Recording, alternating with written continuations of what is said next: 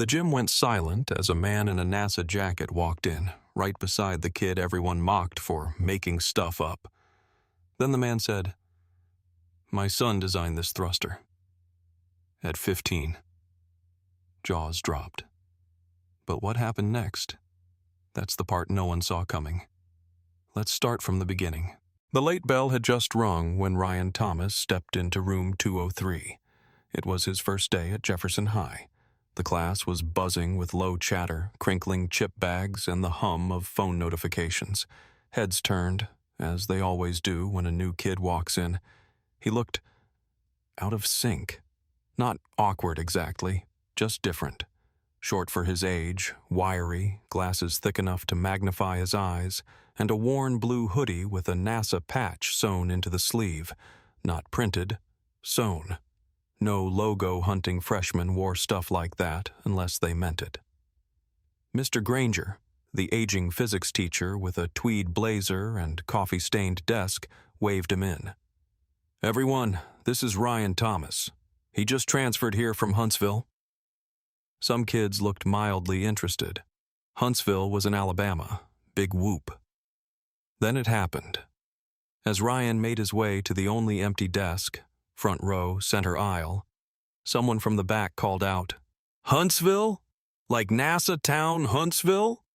The kid who said it was tall, smug, with a snapback barely clinging to his curls. Cody Mathers, resident class clown, TikTok minor celebrity, and unofficial king of hallway sarcasm. Ryan paused for a second. He turned his head just enough to respond, but without drama. "My dad works at NASA, yeah." The air changed, a shift, a moment too quiet. Then the laughter began. "You serious?" Cody snorted. "NASA? What is he? A janitor or the vending machine guy?" A few kids chuckled. Ryan, to his credit, didn't look rattled. He just said, "He's an aerospace engineer. He helped design the Orion module for the Artemis program." And just like that, the entire room turned. Now that was too much. Cody mimed typing on a computer with exaggerated flair. "Artemis program. Download complete. This just in, NASA nerd has landed on Earth." The whole back row burst out laughing. Mr. Granger sighed. "That's enough, Cody." But the damage was done. Ryan sat down, didn't react, didn't argue, just opened his notebook, a thick graph paper one with dog-eared corners, and began sketching. Lines, angles, equations, not scribbles, actual design work. Cody leaned back, smirking. "Guys drawing spaceships. For real." That was day one. They called him Rocket Boy. NASA nerd. Space case. One kid made a custom sticker and slapped it on Ryan's locker. It read, "If lost, return to mission control." Ryan ignored it. He always did. No reaction, no retort. That only made it worse. Cody doubled down. He started filming short videos of Ryan for TikTok. One got 8,000 views overnight. The caption? "POV. You sit next to Elon Musk Jr. and he's coding warp speed." Ryan never said a word. He just kept drawing, scribbling formulas, reading textbooks that looked more like college material than high school assignments. Sometimes, when class ended, he'd stay behind, helping Mr. Granger put away lab gear. And that's when Mr. Granger first noticed it. Not just intelligence, but focus. Obsession, even. One afternoon, as they packed up a demonstration on air pressure and Bernoulli's principle, Granger said quietly, "You know, it's not weakness to speak up." Ryan looked up, blinked, and replied, "It's not strength to speak just to be heard." The old teacher didn't respond, just nodded. But that line stayed with him. The week had dragged with the same routine, Ryan being quiet, brilliant, and ridiculed. But that Friday, Cody went further. Much further. It was lunch. The cafeteria was loud, full of trays clattering. sodas hissing open. Cody stood on a bench and shouted, "Everyone, I got an official letter from NASA today. Yeah, for real. Check it out." He held up a crumpled sheet of paper with the NASA logo printed at the top, badly photoshopped, but enough to fool someone not looking closely. He read aloud with exaggerated flair, "Dear Mr. Ryan Thomas, we regret to inform you that your father is not a NASA engineer. However, we are pleased to offer him a position as our new janitor, starting Monday. Please bring your own mop. Sincerely, NASA HR." The room exploded in laughter. Even some teachers smiled uncomfortably. Ryan stood in the middle of it, frozen. His face didn't fall. It went completely still. He walked toward Cody's table, picked up the paper, folded it once, twice, then tucked it into his backpack. No threats, no words, just silence. Cody laughed harder. "Yo, don't cry, Rocket Man. Maybe your dad can sweep the launch pad for real." That was the moment everything changed. Because Ryan smiled, just barely. And it wasn't a smile of defeat. It was something colder, like he knew something no one else did. He sat back down, opened his graph notebook, and began drawing again. Ryan's father, Dr. Marcus Thomas, had been quietly observing all of it. Ryan hadn't told him. Not directly. But the signs were there. The long hours in the garage. The hollow tone in his voice when he said school was fine. The way he flinched when his phone pinged. They didn't talk about it. Not at first. Until one night, Ryan asked, "Dad, what's the most efficient propulsion method for microthrusters and low-gravity maneuvering?" Dr. Thomas paused. That wasn't a homework question. That was personal. They stayed in the garage till midnight, poring over models, arguing physics, testing heat dispersal methods with makeshift tools. And by the end of the week, Ryan had done something that very few high schoolers ever attempt. He submitted his design for a helium-cooled 3-stage microthruster system to the NASA Young Innovators Grant Program, using his dad's credentials only as a mentor. He never told anyone, not even Mr. Granger, not even Cody, because Ryan knew something the rest didn't. Sometimes the loudest voice in the room isn't the one yelling, it's the one building. And what Ryan was building was about to silence them all. By the second week, it was no longer just teasing. It became ritual. A cruel routine that began when Ryan stepped onto campus and didn't end until the last bell rang. At first, it was just Cody and his orbiting squad of wannabes, Trevor, Jamal, and Benny. But soon, the mockery infected the rest of the class like a virus. Even those who didn't laugh out loud smirked or looked away. Because silence in a place like Jefferson High was approval. Ryan was no longer the new kid. He had become a symbol, a target, not because he was weak, but because he refused to play by their rules. He didn't talk back. He didn't fight. Worse, he excelled, aced every quiz, finished lab projects days early, answered Mr. Granger's questions before they were fully asked. That only fueled the fire. "He's such a tryhard," Benny sneered one morning. "Bro's probably building a robot army to avenge his lunch money," Jamal joked. But the resentment ran deeper than bad jokes. It was something uglier. Envy. Because in a school built on fake confidence, social status, and curated personas, Ryan was real and brilliant and immune, and they hated him for it. Cody's videos started getting traction. Real traction. Thousands of likes, comments from other schools.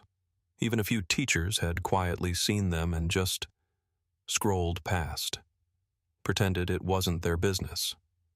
One video showed Ryan quietly working during lunch. Caption, "Meanwhile at Area 51.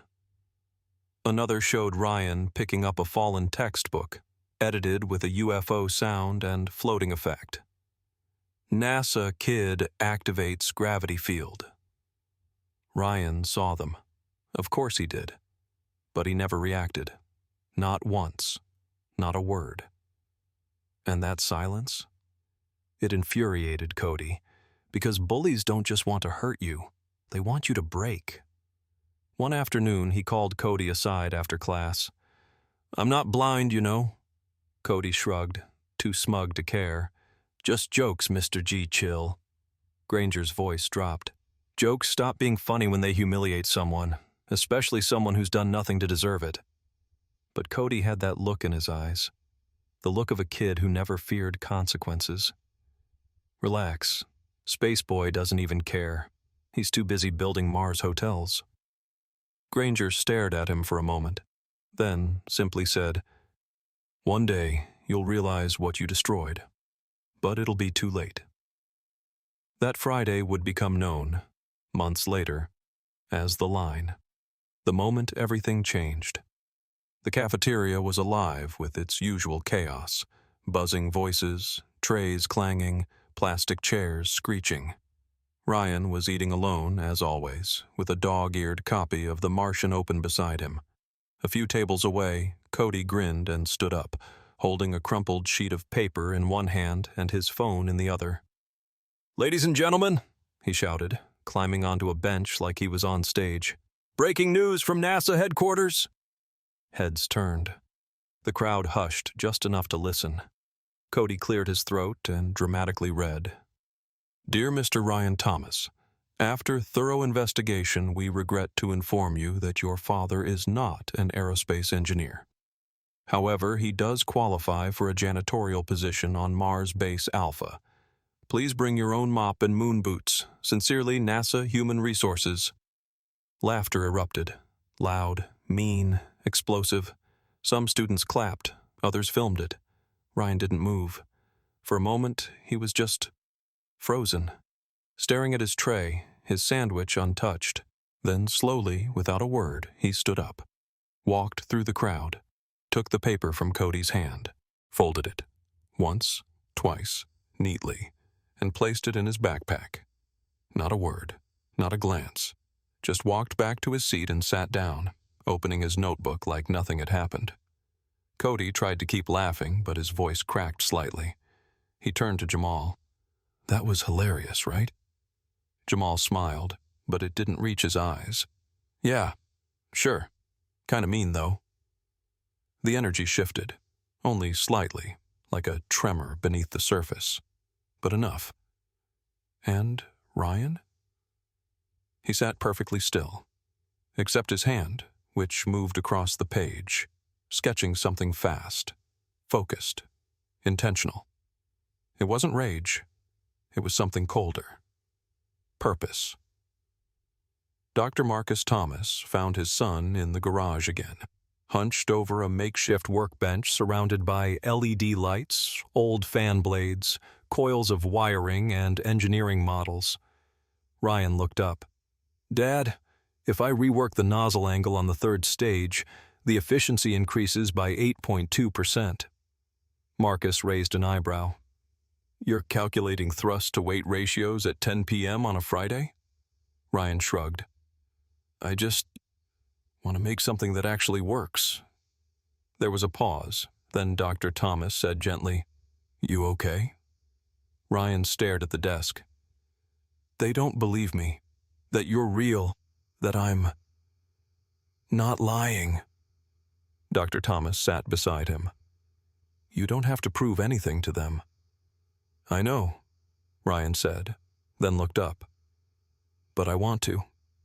And in that moment, something shifted between them. A silent pact. They worked together until 1 a.m. Father and son, engineer and protege. Mr. Granger sat at his desk after hours, scrolling through Cody's videos. His jaw clenched tighter with every one. He opened an email, typed 3 lines, then deleted them, typed again. This time, he hit send. Subject: upcoming speaker proposal, aerospace engineering and youth innovation. Something Cody couldn't mock. Something Ryan wasn't ready to tell anyone. And when it landed, it would rewrite everything. But for now, the school thought the joke was still funny. They had no idea the countdown had already started. It was just another gray Thursday at Jefferson High School. Or so they thought. The morning bell rang like always. Students shuffled in, half asleep, shoving breakfast burritos into their mouths and mumbling about tests, homework, and TikToks. Nobody knew that today would fracture the old social order. Nobody knew that everything they thought they knew about Ryan Thomas was about to blow up, right in their smug, sarcastic faces. "Attention, students," came the voice over the school intercom. "Today, during fourth period, all sophomores are to report to the main gymnasium for a special assembly. Please be respectful. This speaker is a guest of the district." Cue groans across the campus. "Another lame motivational talk," muttered Benny. "Bet it's someone telling us to believe in ourselves," Trevor said, fake yawning. "Cody." Cody was already smirking. "Watch it be Rocket Boy's dad? What's he gonna do? Teach us how to mop moon dust?" A few chuckles. Ryan, sitting 2 rows behind them, didn't even blink. He just adjusted his glasses and kept solving a thermodynamics problem Mr. Granger had handed him as an extra challenge. Hundreds of sophomores crammed into the gym bleachers, phones in hand, sneakers squeaking. Teachers barked for silence, but the noise didn't settle until the gym lights dimmed and the back door creaked open. 2 silhouettes appeared in the entryway. One tall, broad-shouldered, in a sharply tailored NASA blue blazer with a mission badge on the chest. The other, smaller, leaner, walking beside him with quiet, composed steps. Ryan. Cody's smirk froze on his face. Mr. Granger, seated on the edge of the stage, gave a slight nod. His eyes were locked on the taller man, as were everyone else's. Even the principal straightened in his seat, because this man carried authority like gravity. His presence sucked all the noise out of the room. He stepped up to the microphone and cleared his throat. "Good afternoon. I'm Dr. Marcus Thomas. I serve as the head propulsion engineer for NASA's Artemis Lunar Mission Program." A low murmur spread through the bleachers. "Wait, what?" He smiled, calm and disarming. "But today, I'm here not just as an engineer, but as a father." He motioned behind him. Ryan stepped forward, face calm, eyes scanning the room. Dead silence. Not a single cough. Not a snicker. Just the sound of blood pressure rising in Cody's head. Dr. Thomas clicked a remote. Behind him, a giant screen lit up with technical schematics, blueprints for a micro-thruster array, a system no high schooler should even understand, let alone design. "This," Dr. Thomas said, "is a project submitted last month to NASA's Young Innovators Program. It's a helium-cooled 3-stage micro-thruster designed for low-gravity orbital corrections." Another click. Schematic turned into a simulation video. Thrust arcs, fluid models, pressure gradients. It looked like something straight off a SpaceX deck. He paused. "This was designed by a 15-year-old. My son, Ryan." The gym gasped. Audible collective disbelief. "He did it in our garage, with scrap parts, whiteboard markers, and curiosity no amount of bullying could extinguish." The word bullying landed like a thunderclap. Ryan stood silent beside him, expression unreadable. He wasn't gloating. He wasn't smiling. He was ready. You could feel it. Cody stared straight ahead, jaw locked, eyes wide, palms sweaty. All the mocking, the TikToks, the fake letters, played in his mind like ghosts at a funeral. Jamal and Benny sat frozen. Trevor looked like he wanted to disappear. And the teachers? Many of them didn't even know. They'd just assumed Ryan was one of those quiet prodigy types. But now they were seeing him for what he was. something extraordinary, and they hadn't protected him. I've read every insult, every edited video, every fake letter. His voice was calm, but underneath it was steel. I've watched my son handle it with grace, with focus, with the quiet kind of strength you don't teach, you earn. He let the silence breathe. And still, he chose not to retaliate. He chose to build. He chose truth. He clicked again. A final slide. Awarded, NASA Young Innovators Grant. First place, National Division. Recipient, Ryan Thomas, age 15. There was no applause. Not yet. There was only silence, and one feeling hanging thick in the air. Guilt. He walked over to Ryan, placed a hand on his shoulder, and said into the mic, "I've been a teacher for 29 years, and in all that time, I've never seen a student with this level of integrity. Intelligence is common. But this is rare." Then, turning to the students, "Those of you who laughed, you weren't just wrong, you were blind." That hurt worse than any punishment, because it was true. A slow, uncertain clap. Then another. Then the room erupted into applause.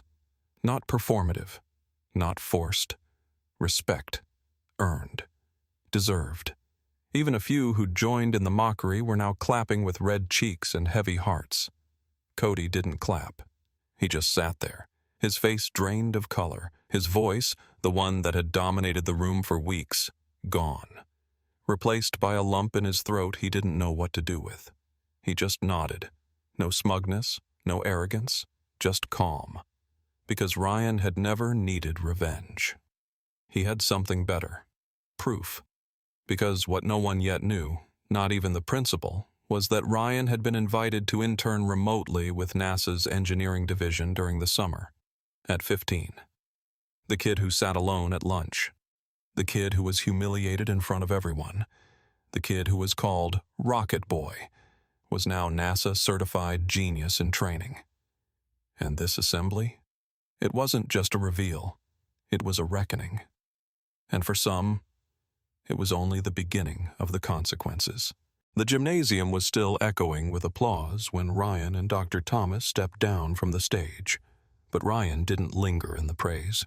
He nodded politely to the few teachers who reached out, offered a short "thank you," and quietly walked out through the side door, just as unnoticed as he had entered Jefferson High 3 weeks ago. Except now, everything had changed. In fourth period physics, the usual murmur was gone. No jokes, no side comments, no paper airplanes, just the low hum of ceiling fans and the scratch of pencils on paper. Ryan took his usual seat at the front. Cody, now in the back row, he'd moved himself there, stared at his desk, not saying a word. Mr. Granger handed out an extra credit assignment, orbital mechanics equations modeled on Ryan's own design. Then he paused. "I'll be collecting these next Friday, and I strongly recommend you take them seriously, because sometimes the future walks into your classroom, and you don't even realize it." No one dared laugh. That evening, the video of Dr. Thomas's speech hit social media. Someone had filmed the whole thing. The clip went viral within hours.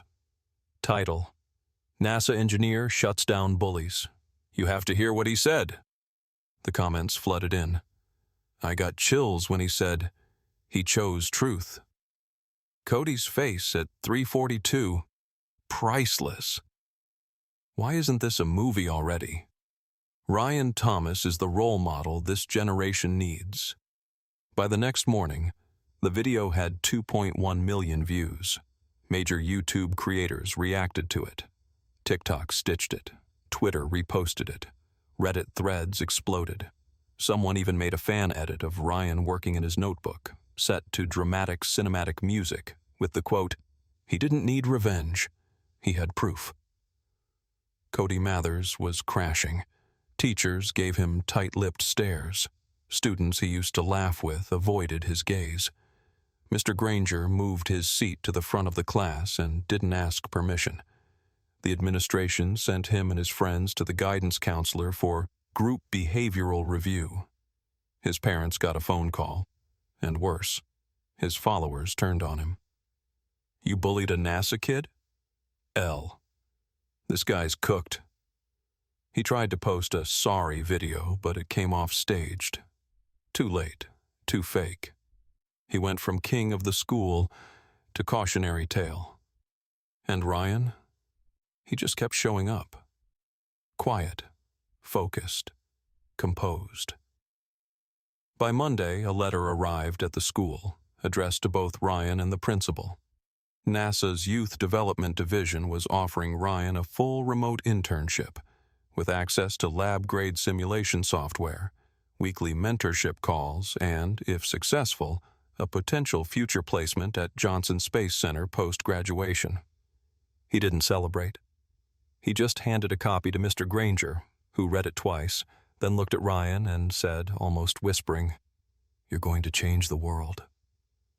Ryan blinked, then said simply, "No, I'm just going to build it."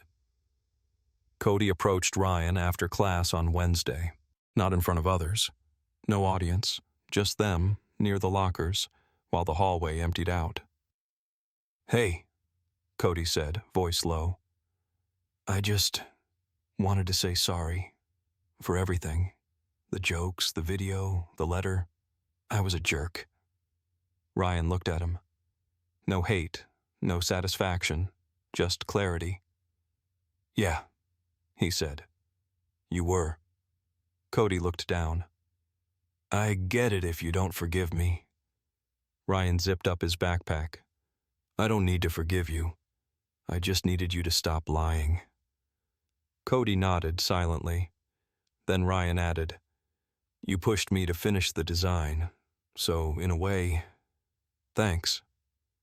He walked away. Cody stayed standing there for a long time, the weight of consequences finally settling into his shoulders.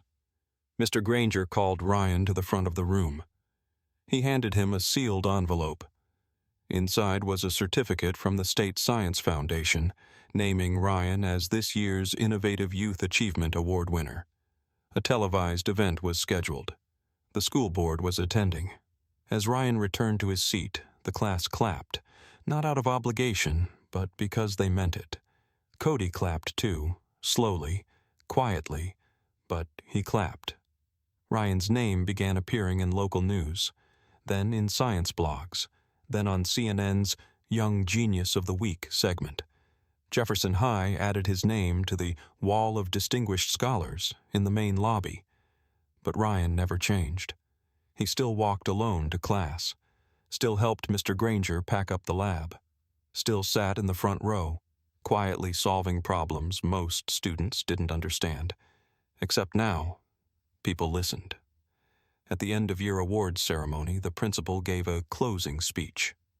"This year, we witnessed something extraordinary. Not just academic achievement, but character under fire. A student who faced ridicule and responded not with anger, but with excellence." Then he turned to the crowd. "And a reminder to all of us. Brilliance doesn't need to shout. It just needs time, and silence enough to work." In the front row, Ryan looked over at his father, who simply smiled.